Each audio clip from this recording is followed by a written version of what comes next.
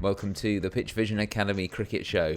This is your guide to better cricket. Doesn't matter who you are or where you are. For the next few minutes, we're going to help you out, help you improve your game, help you improve the game of others if you happen to be a coach.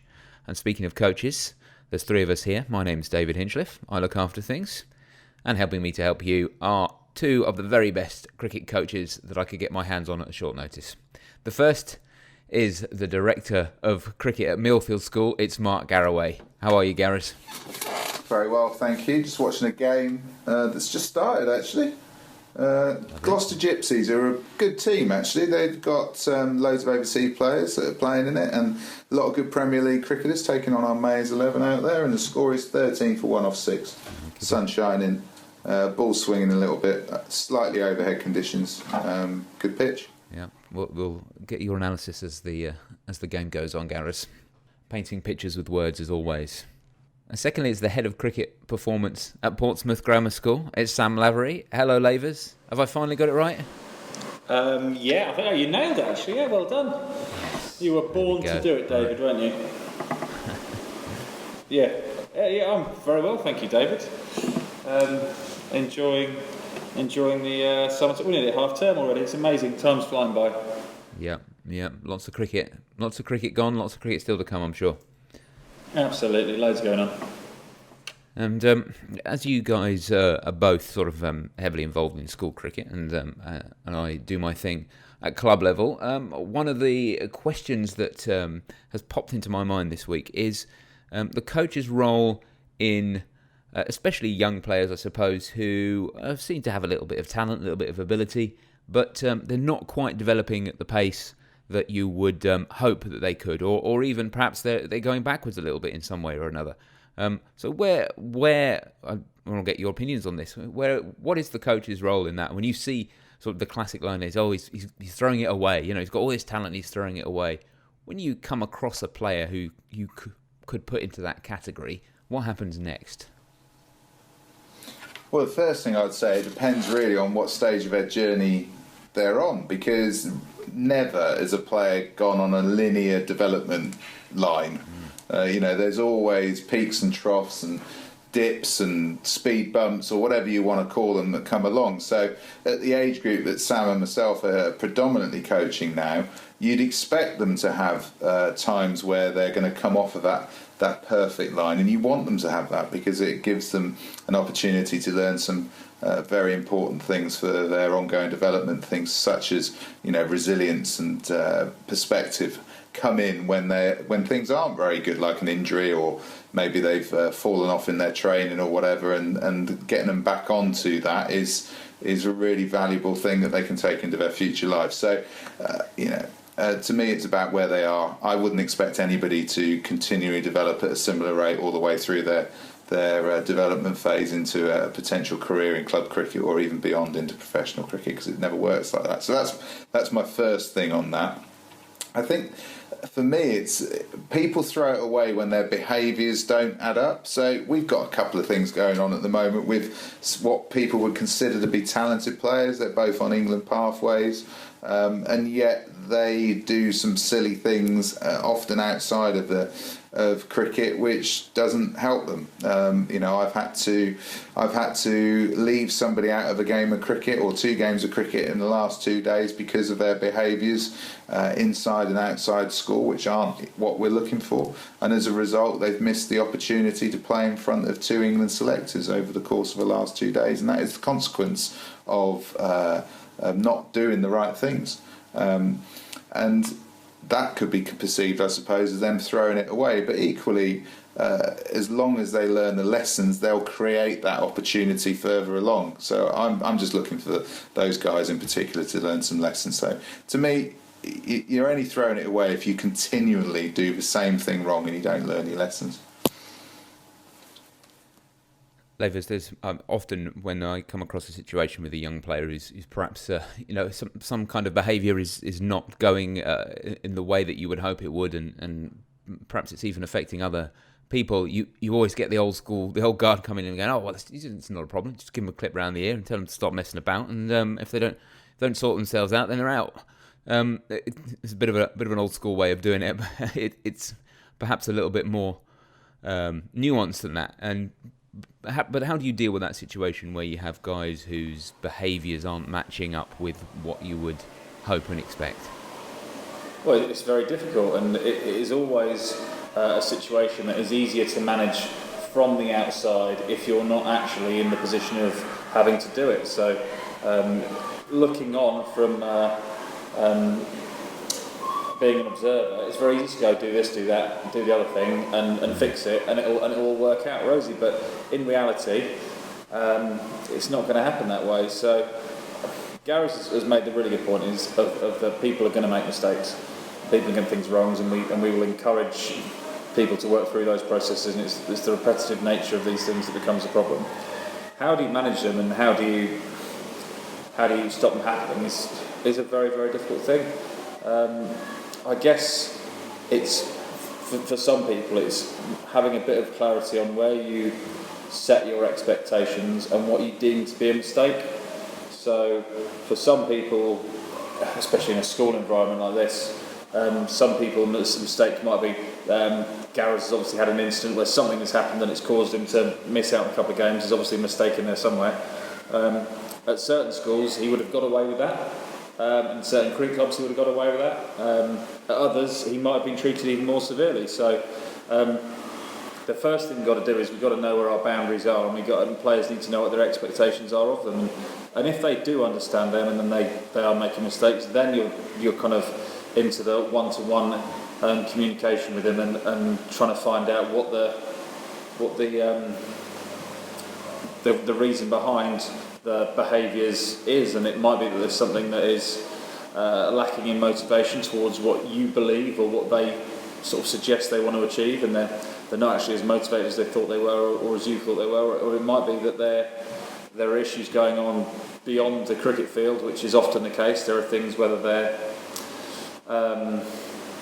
social things going on, or they're struggling with things within the classroom at school or at home or whatever it might be. So there are a number of things that you've got to kind of roles you've got to fill as a cricket coach in this environment, and not all of it is making someone better at hitting a ball through the covers. A lot of it is managing them as they're growing up and they're young people, and it can be with some of them it'd be very easy. You can say that the things need to improve and they'll change, but with some of them they need a lot more time. It's a long game to try and get them adapted to the kind of behaviours that you want to have installed in all your players.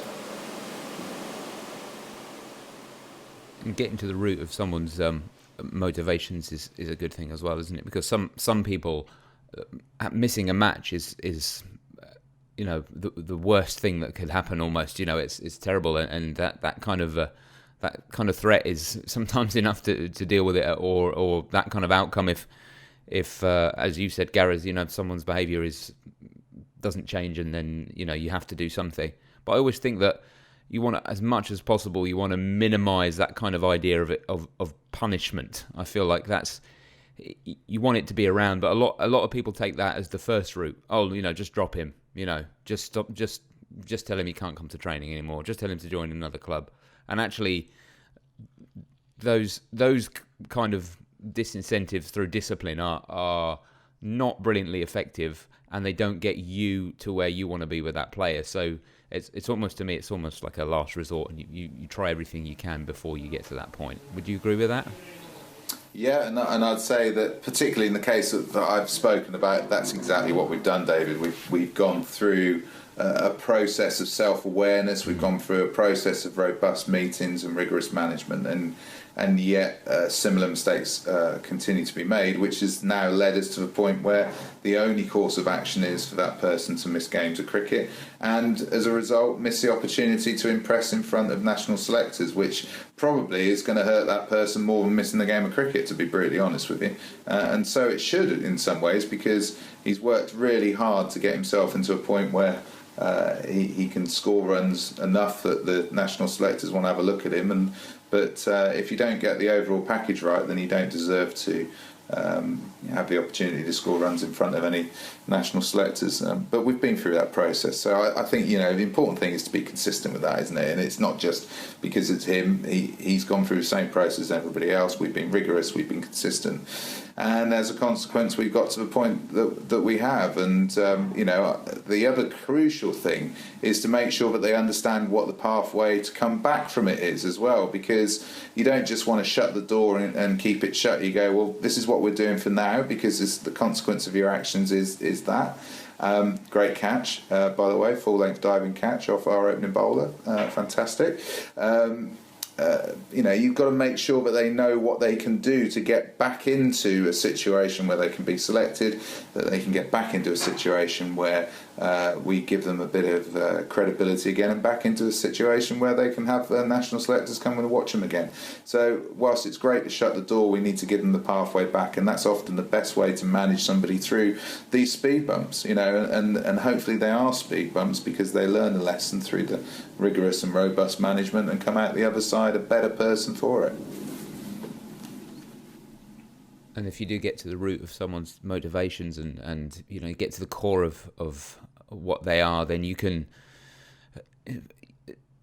hopefully cut those things off before you even get to that point. And that's really the best way to go about it, isn't it? Sort of, nip it in the bud is one way of putting it, but maybe that's an old bit too over disciplinary. But do you know what I mean? It's kind of like if you have the right carrot, then you don't need very much stick.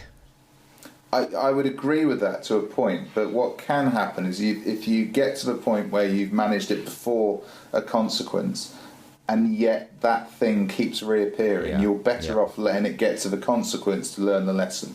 And that's no different in parenting, isn't it? That many listeners around the world will get. We can try and get to that point of niceness where there's an adult conversation, even if it's between a parent and a child.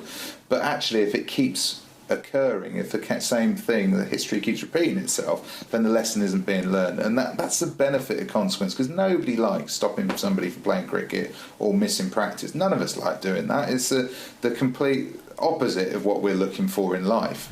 However, if we have to go through that process for that person to learn the lesson, to adopt some better behaviours, which then allows them to be successful, then in my view, so be it. Okay, time for some questions now. And how this works is a couple of questions have been sent in by listeners to the show, or perhaps readers to the PitchVision website at pitchvision.com. And the best question of the week wins a prize, which is an online coaching course from PitchVision Academy at pitchvision.com. You can email us with your question by emailing coach@pitchvision.com, or there are other ways to get in touch with us, which we'll tell you about towards the end of the show. And this week, it comes as no surprise, third time lucky perhaps, it's Torpedo Thompson first up. Welcome back, Torpedo. Can we have his full name?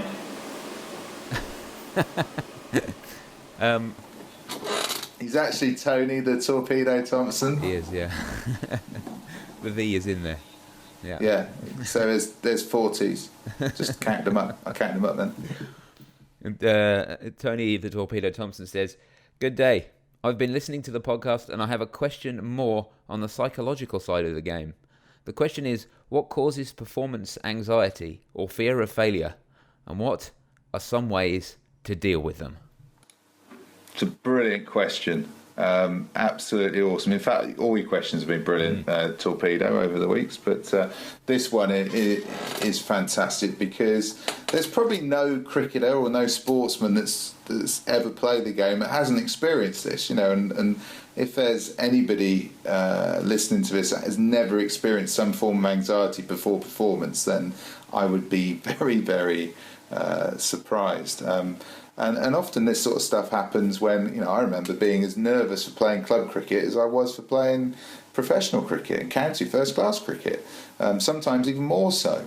And that fear of failure thing, I think you refer to, was definitely relevant in my world of playing club cricket, because I felt that I was expected to do so well when I played club cricket, whereas when I was playing professional cricket and when I was playing first class cricket on those few rare occasions, I was often playing with people who were expected to do well, and I sort of was there, to not make the numbers up, but I wasn't expected to be the big fish then at that point. But so I used to get really nervous when I was one of the bigger players in the team, playing at a level that some would perceive being, under my optimum level of performance. So that used to be really interesting for me to try and manage. And one of the reasons why people get anxious is because we are often being judged or observed by others. I think there's two kinds of anxiety, really. There's the type that you have something you can do about, and the type which you have nothing you can do about. And I think the difference between people who are good at dealing with anxiety is that they recognise the difference between those things, and they can accept that they're going to be anxious about, or what if I get a really good ball, the first ball that I face? There's not really much I can do about that. If I nick it because I'm in brilliant form, and the wicketkeeper performs a brilliant catch, I haven't had a lot of control over that. And then there's the other type of anxiety, which is I feel like I'm out of my depth here, and I feel like I haven't done enough to deserve to be in this situation, and I don't back my skills enough to be able to do it.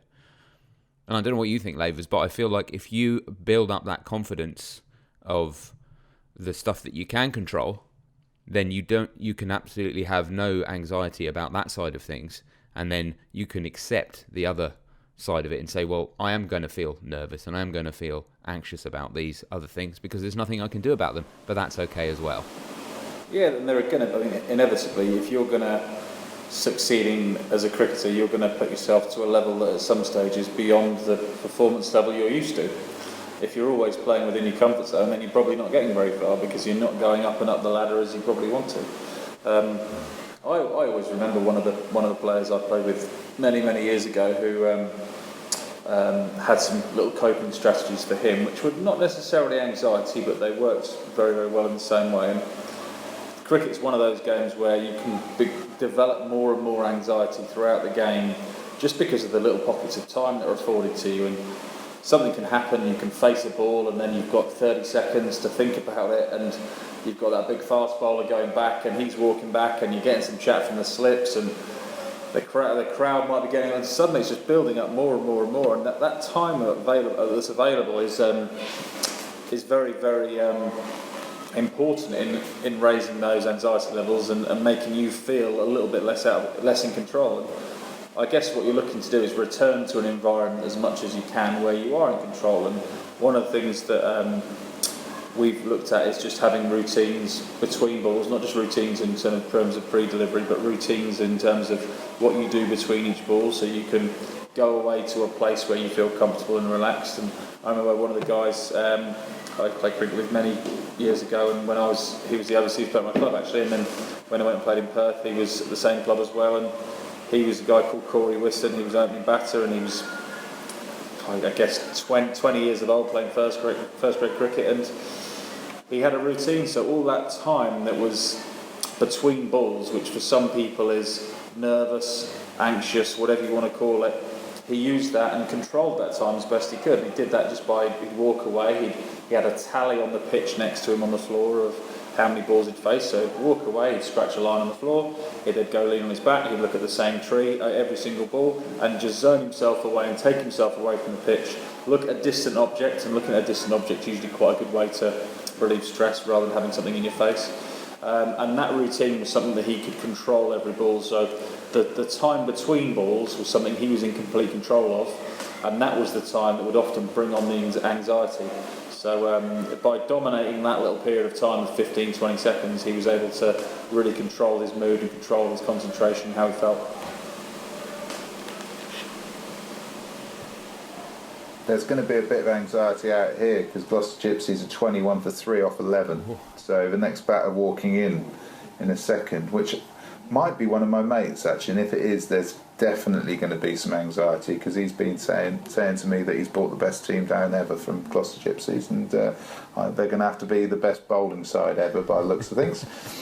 So middle yeah, and there's a lower bit of order. anxiety. It isn't him, but I can see that this lad is anxious. So I'm going to see it in reality straight in front of me today, and it'll be interesting to see what his routine's in between each ball. Because Sam is right, that's a great way of doing it. And Nick Compton, who's somebody who's learned how to concentrate brilliantly, has used his pre-delivery routine to do two things in his career. One is to make sure that he can maintain his concentration over a period of time by chunking it and having that routine to break his concentration and then to restart it just before he goes into his stance. But also he uses it to make sure that he's emotionally ready. He calls it emotional readiness to face each ball, and he'll only go back in when he's ready. Now, obviously, if you're anxious, and let's think about his Test career, he'd have been anxious virtually in every ball he faced in his Test career because he was never a certainty in the team and was always somebody who was trying to battle their way into the side. Even when he was in it, he was trying to retain his place. His ability to go away and then come back in, use his breathing appropriately, which I know he worked on a lot, gave him an opportunity to deal with anxiety and ultimately put down a performance on as many balls as he can. If he ever felt that he wasn't emotionally ready to face the ball, then you would see him take an extra little bit of time before he went back into his crease. Now, obviously, if you're completely and utterly out of your depth, which is what you talked about earlier, David, then the chances of you being ready emotionally for any ball is going to be pretty limited, and it's a horrible place. And trust me, I felt that on a couple of occasions, facing fast bowling in particular, where I felt as if I didn't have the skills to be able to deal with an Akhtar or an Akram or whatever the case may be, and that's not a fun place to be. But what I do know is that with every ball I faced off those guys, not that I faced many, but every ball that I faced off those guys, I felt as if the game was getting slightly easier. They were still too good for me, and they both got me out. But I felt as if the game got easier with every ball, and I think we all have to remember that. So perspective is really important for me. Having a routine is really important. Using your breathing, which is our most natural thing that we do in life, because we all do it every minute on a repeated basis. But learning how to skillfully use that when you're feeling anxious is really important. And then just having a bit of perspective as well also helps. Next question is from Subrat, and Subrat says, I cannot leave my studies for cricket because my parents will not allow it. So when I finish school, how do I choose a college that can provide me with the best sports facilities, and what should I do to get admitted into the sports quota of that college? Well, I suppose it works differently all over the place and how people get to universities and colleges in the first place. But if you're not going to be playing a huge amount of cricket leading into you going to university, it's probably unlikely that any university is going to turn around and say, oh, come and do your studies here because we want you to play cricket, purely because you haven't done enough of it, you haven't put together enough performance, and you probably aren't the name on the tip of their tongue. Because generally you need to be in order to get that sort of preferential spot, which is more and more difficult to come by now because more and more people are going to college and university all over the world. But what I would do is I'd research all of firstly the courses that you want to do, make sure that you go to a university that can deliver those courses, and then cross-reference probably the sports facilities or the cricket facilities or the cricket coaching that they have available to you. And then when you get there, get yourself to the first ever trial, get yourself to the first set of nets, put yourself in the shop window, and then show what you've got when you're there. I think it's difficult to expect somebody to offer things to you if you haven't been playing a huge amount beforehand, because there'll be other people that are, who will be on the tip of their tongue and you might not be. But when you get there, it's a fantastic opportunity without the pressure of having parents dictating to you the opportunity to use the facilities, use the coaches, and then build yourself up that ladder whilst you're there. And that would be my advice to you. It sort of depends where he is, Subrat is academically, and where he is in his sporting performance to the answer to that question, isn't it, Lavers? I mean, if you need to find a route, in, then you sort of need to play to your strengths, don't you?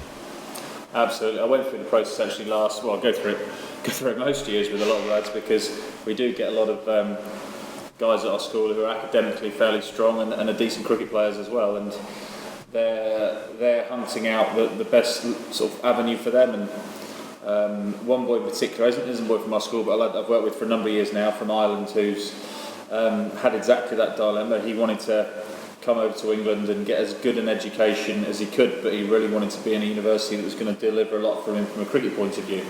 And he did exactly word for word what Gareth has suggested there. He made a list of the universities that suited his academics, he made a list of the universities that suited his cricket, and then started cross-referencing the two until he came up with a short list. Once he had a short list, he then did a little bit of research in terms of speaking to a few people, so I was able to put him onto a few guys who'd been to the universities who were cricketers, and he managed to get a bit of contact with those guys, and also went and visited them and met the coach and looked at the facilities. So it's very daunting when you start with 100, 200, however many colleges and universities there are that are on offer for you, but if you make your lists and set out your objectives of what you want to do and what the necessities are, you'll find that very quickly that list will get shorter and shorter, and then you might get down to half a dozen options, if not less, and you can then go and have a look at them, or you can go and specifically target people who are going to help you. So that is exactly the way I would do it. How that differs around the world, there are going to be more or less opportunities, but I would say the process wouldn't change. You do exactly the same thing regardless if there are thousands or just a dozen universities there. I completely agree, Sam. I think that's a fantastic sort of roadmap for anybody, really, irrespective of where you are in the world. And also the anxiety levels here at Millfield have gone up again because it's 21 for 4. Oh, pressure now. Oh my God, is your mate coming out? No, he's got out of his chinos and he's now in his cricket whites, so I'm expecting him in at some stage. Well, there's their fall down already. I hope he bowls. Not from what I've seen in the past. It's a sight to see when a team are 4 down for not many, and the next guy strolls in with his bat over his shoulder, and you think, this could be interesting. Yeah, rather than nervously shuffling up to the crease. It's Millfield though. It's not often anyone goes past 120 at Millfield, is it? No, it's not flat here at all. never flat over there. Never flat. I promise you, the wickets this year, I don't know what it's been like with you guys, but the wickets have been unbelievable. Yeah, it's been pretty good. Proper cricket wickets. So, you can get wickets on it because good bowlers get rewarded. And we've presently got a guy bowling who, we've got speed guns out today, so we've got 2 of our opening bowlers have hit 77 mile an hour virtually every ball that they've bowled effort, which is great for 16-year-old kids, which is great. We've got an off-spinner on at the moment who's bowling fantastically in county age group cricket and in school cricket at the moment, and there's bounce in the wicket, so when there's bounce in the wicket, you get rewarded as a good bowler, but equally if you bowl in absolute filth then you get punished, don't you? And that's what I'm loving about our wickets at the moment. I'm sure there's a number of people around the UK that are experiencing that because we've been very dry, haven't we? Oh yeah, well, our first team's average score this year is 223, and bearing in mind last year it was 150. You can tell you the difference between. It's the coaching, David. It's the coaching. Yeah, exactly. It's all about what you're doing for it, mate. Yeah, obviously, that's the main thing. And we got a game on the weekend on another sort of very very good pitch at Stirling, being overlooked by the Wallace Monument. Beautiful. Oh, beautiful. Very nice. And that is about all we've got time for on the show this week. Before we head off, there's one more thing we need to do, which is decide on the winner of the competition, the online coaching course from PitchVision Academy at pitchvision.com. And it's Torpedo Thompson. First up, he's got his question about anxiety, fear of failure, and Subrat's question about playing cricket once he's finished school. Which one, Gareth, did you prefer this week? Can I just interject for a second here, guys? Because if Nicholas Torpedo Thompson wins, which is his name, I will accept your friend request on Facebook. However, If you do not win, I am pressing delete. So, and this is a one-time only. So, Gareth, over to you. I think that's just my anxiety levels have actually just gone up now as a result of that, Sam. I'm breathing. Hold on. You're going to have to wait for 10 minutes whilst I centre myself. I'm hovering over both buttons.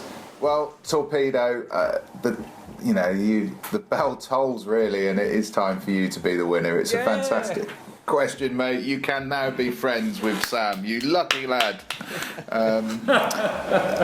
You must be very pleased with yourself as a result. But fantastic question, and there isn't anybody listening to this that wouldn't benefit from the answers that we gave, because it's very, very normal to suffer anxiety when we play any sport. The relief is palpable here. It is, isn't it? It just goes to show what perseverance does in life and on this podcast. Now, Gareth, I think that's probably enough Torpedo. But if there was somebody else out there listening to the show wanted to send in their question, how could they get in touch with us? They could give us a call on 0203 239 7543 or drop us an email on coach@pitchvision.com.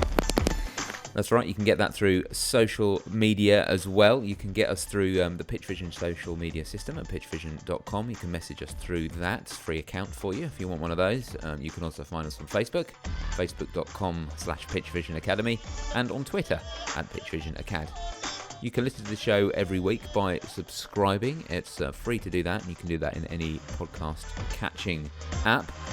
Just do a search for PitchVision Academy there, tap on subscribe, and away you go. You can do it on any device that you happen to have that's connected to the internet. You can also get extra bonus content from the show by going to pitchvision.com, and you'll find a little special podcast bonus section in there that you can get some more stuff from Gareth, Lavers and myself. And you can get all the old show notes or listen to old shows also on the PitchVision website by going to pitchvision.com/academy and clicking on the podcast link for all the details there. That's all for this week. We hope you listen next week, but until then, have a good week. Cheers, Gareth. Cheers, Lavers. Cheers, everyone. Cheers, guys.